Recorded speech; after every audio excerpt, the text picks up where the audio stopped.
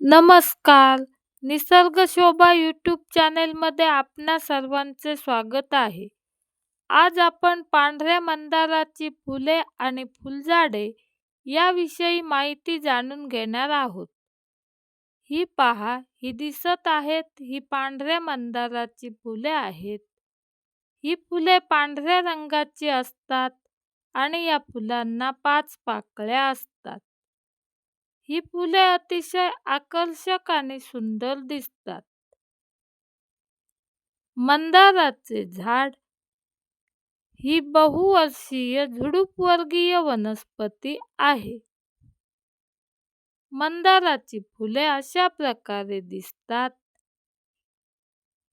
मंदाराचे झाड 8-10 फूट उंच वाढू शकते.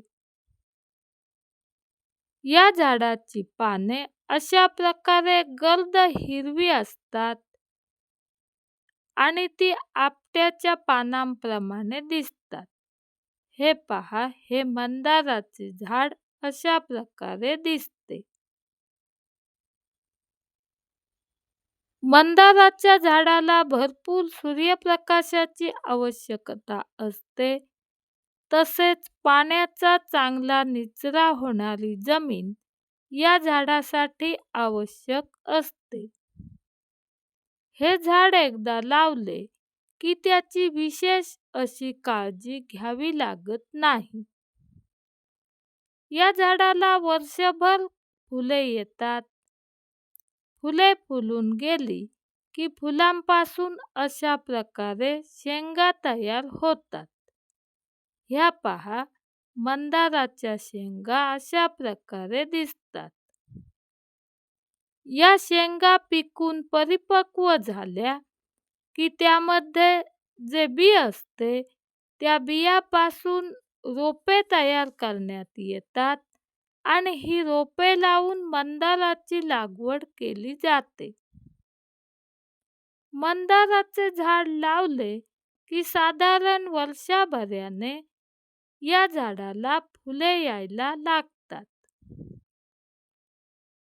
मंदाराची फुले ही सकाळी फुलतात आणि संध्याकाळी कोमेजून जातात. झाडावर जास्त काळ ही फुले टिकत नाहीत.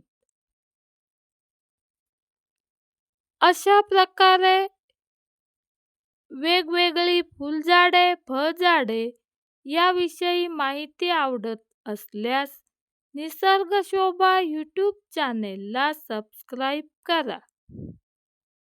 त्यामुळे या चॅनेलवरून दिल्या जाणाऱ्या व्हिडिओचे नोटिफिकेशन आपल्याला लगेच मिळेल. मंदाराचे झाड हे बागेमध्ये शोभेसाठी लावण्यात येते. तसेच हे झाड कुंडीमध्येही लावता येते. हे झाड बहुवर्षीय आहे, त्यामुळे लावल्यानंतर 4-5 वर्षे हे झाड फुले देते. फुले फुलून गेली की या झाडाची छाटणी करावी लागते. छाटणी केल्यानंतर या झाडाला परत पालवी येते आणि परत फुले फुलतात. ही पहा, मंदाराची फुले अशा प्रकारे अतिशय आकर्षक आणि सुंदर दिसतात. मंदाराची फुले देवपूजेसाठी वापरण्यात येतात. तसेच या फुलांचा वापर केसात माळण्यासाठीही करण्यात येतो. या झाडांची विशेष अशी काळजी घ्यावी लागत नाही.